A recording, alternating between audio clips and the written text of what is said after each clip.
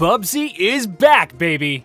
And if your first instinct is to ask, literally who, then that's the correct response. At best, Bubsy was an answer to the breakout success of platforming mascots like Mario and Sonic the Hedgehog, though mostly the latter.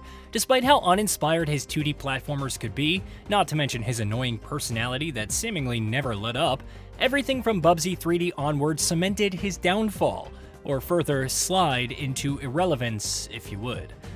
With Atari once again owning the rights to the character, it's roped in Fabraz of Demon Tide's fame to deliver a new 3D platformer that should actually do the series proud. And in a damning with faint praise sense, it does, but it's also riddled with significant flaws that prevent it from truly competing with the genre's best, including the developer's previous platforming efforts.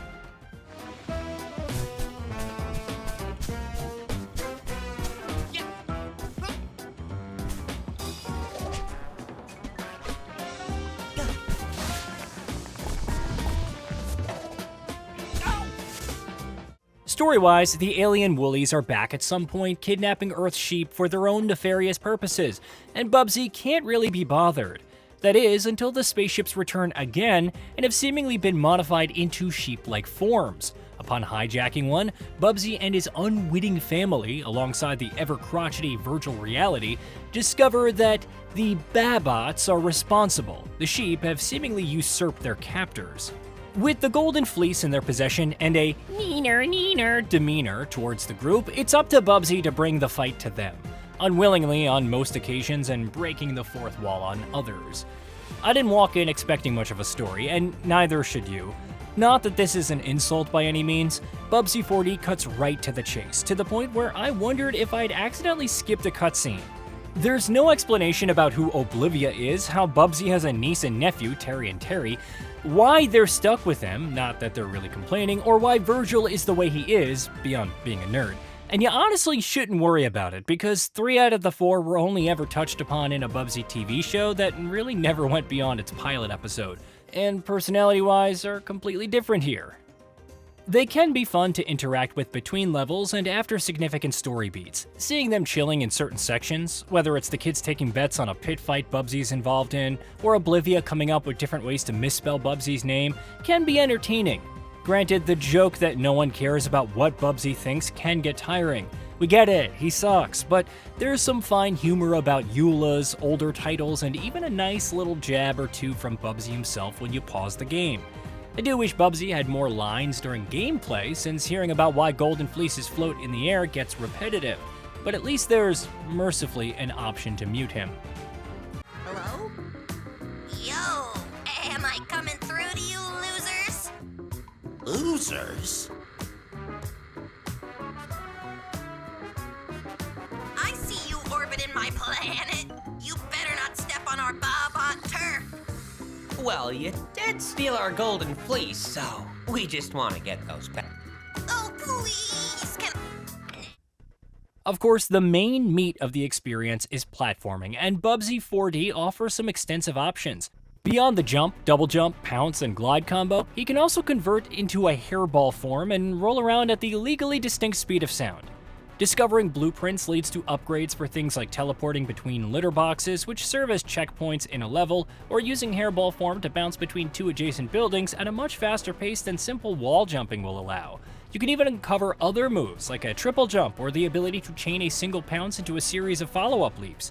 Pouncing also helps Bubsy scamper up walls, though managing which abilities go on their internal cooldown during all this can take some getting used to. Pounce also feels like it can overshoot the mark at times, requiring some awkward finagling in midair. The biggest problem is that the levels in Bubsy 4D are initially intriguing but can end up feeling empty.